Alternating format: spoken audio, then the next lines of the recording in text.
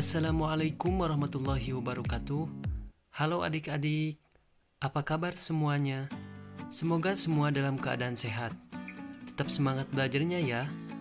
Silahkan siapkan alat tulisnya. Kita akan melanjutkan pembahasan minggu lalu, yaitu mengenai artikel. Di minggu lalu, kita telah membahas mengenai fakta dan opini dalam sebuah artikel. Sekarang, kita akan membahas mengenai kebahasaan artikel opini dan buku ilmiah. Ada dua pokok bahasan yang akan kita bahas sekarang, yaitu yang pertama menganalisis kebahasaan artikel dan atau buku ilmiah, yang kedua yaitu mengonstruksi artikel berdasarkan fakta. Menemukan unsur kebahasaan artikel opini dan atau buku ilmiah. Pada pembahasan sebelumnya, kalian telah mampu menyusun dan membedakan mana yang termasuk kalimat opini dan fakta yang terdapat dalam sebuah artikel. Pada pembahasan kali ini, kalian harus mampu menganalisis kebahasaan yang terdapat dalam sebuah artikel dan buku ilmiah. Unsur kebahasaan yang terdapat dalam artikel dan buku ilmiah memiliki persamaan karena penyajian isinya berdasarkan fakta yang didukung melalui opini, bukan imajinasi. Berikut adalah unsur kebahasaan yang harus dicermati. Yang pertama yaitu adverbia. Adverbia adalah bahasa yang dapat mengekspresikan sikap eksposisi. Agar dapat meyakinkan pembaca, diperlukan ekspresi kepastian yang bisa dipertegas dengan kata keterangan atau adverbia frekuentatif. Seperti pada kata selalu, biasanya, sebagian besar, sering, kadang-kadang, dan jarang. Yang kedua yaitu konjungsi. Konjungsi adalah kata atau ungkapan yang menghubungkan dua satuan bahasa yang sederajat, yaitu kata dengan kata, frasa dengan frasa, klausa dengan klausa, serta kalimat dengan kalimat. Konjungsi yang banyak dijumpai pada artikel adalah konjungsi yang digunakan untuk menata argumentasi, seperti pertama, kedua, berikutnya, atau konjungsi yang digunakan untuk memperkuat argumentasi, seperti selain itu, sebagai contoh, misalnya, padahal, dan justru. Konjungsi yang menyatakan hubungan sebab akibat, seperti sejak, sebelumnya, dan sebagainya. Konjungsi yang menyatakan harapan, seperti supaya, dan sebagainya. Yang ketiga yaitu kosakata. Kosakata adalah perbendaharaan kata-kata. Supaya teks tersebut mampu meyakinkan pembaca, diperlukan kosakata yang luas dan menarik. Biasanya, konten teks yang menarik tersebut mencakup hal-hal berikut.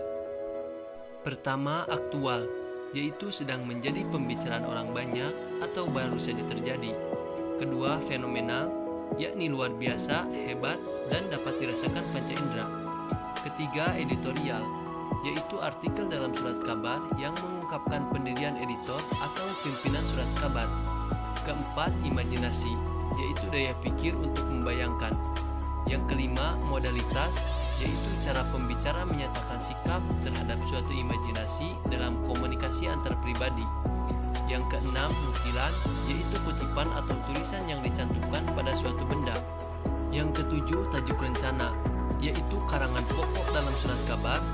Yang kedelapan, teks opini, yaitu teks yang merupakan wadah untuk mengemukakan pendapat atau pikiran.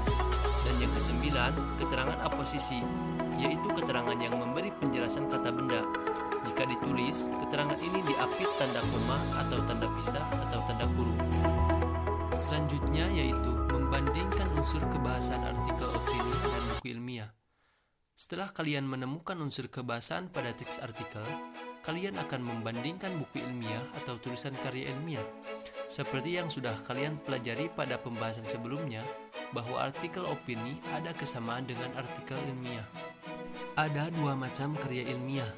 Yang pertama yaitu karya ilmiah murni.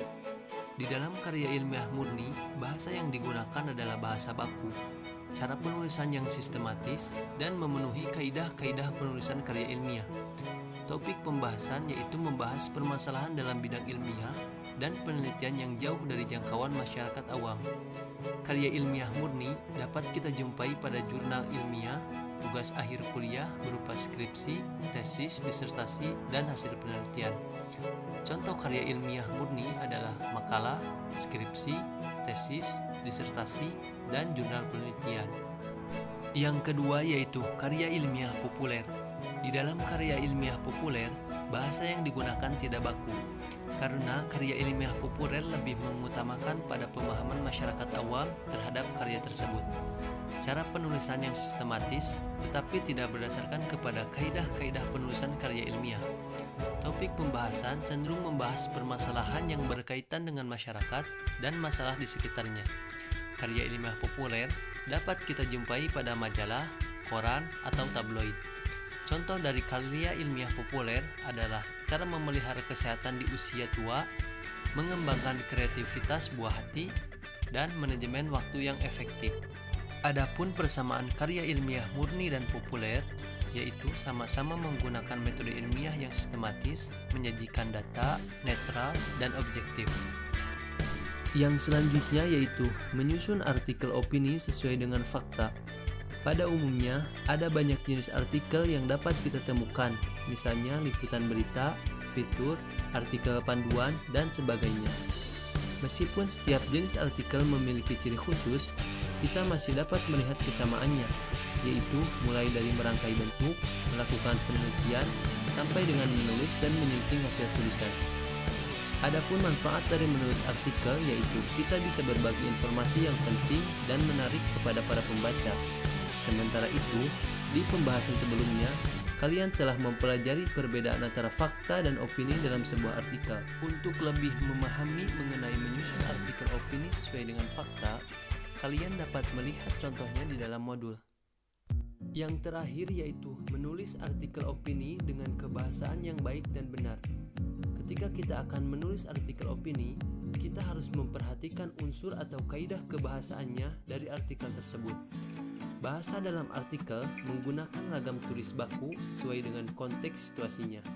Ragam tulis baku meliputi tata tulis atau ejaan baku, tata bahasa seperti bentuk kata, kalimat, dan kosakata baku. Selain itu, ada beberapa hal yang harus diperhatikan dalam menulis artikel, di antaranya sebagai berikut. Yang pertama, pola pemecahan topik. Pola ini memecah topik yang masih berada dalam lingkup pembicaraan yang ditemukan menjadi subtopik atau subbagian yang lebih sempit. Kemudian, dianalisis sesuai kebutuhannya masing-masing. Yang kedua yaitu pola masalah dan pemecahannya. Pola ini lebih dahulu mengemukakan masalah, baik itu masalah pokok maupun beberapa masalah, namun masih berada dalam lingkup pokok bahasan utama. Selanjutnya, dianalisis sesuai dengan pendapat pakar atau ahli terkait dengan bidang ilmu yang bersangkutan. Yang ketiga yaitu pola kronologi. Pola ini menyajikan artikel sesuai dengan kronologi, urutan, kebersinambungan, keberlanjutan bagaimana sesuatu itu terjadi, dan dipaparkan secara runtut. Yang keempat yaitu pola pendapat dan alasan pemikiran. Pola ini baru dipakai jika penulis menyampaikan gagasan atau pendapatnya sendiri, kemudian berargumen secara jelas tentang hal tersebut. Dan yang kelima yaitu pola pembandingan. Pola ini sama seperti gaya penulisan komparatif, yaitu dengan membandingkan dua aspek atau lebih dari satu topik, lalu menunjukkan persamaan atau perbedaannya.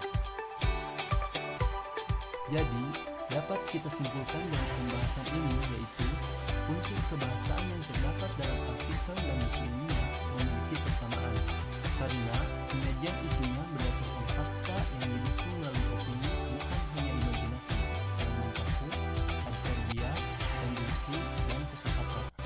Selain itu, ada beberapa hal yang harus diperhatikan dalam menjalankan artikel, di antaranya pola pemecahan topik, pola masalah dan pemecahannya, pola kronologi, pola pendapat dan alasan pemikiran, dan pola pembandingan. Itulah yang dapat saya sampaikan, semoga bermanfaat. Mohon maaf bila banyak kesalahan.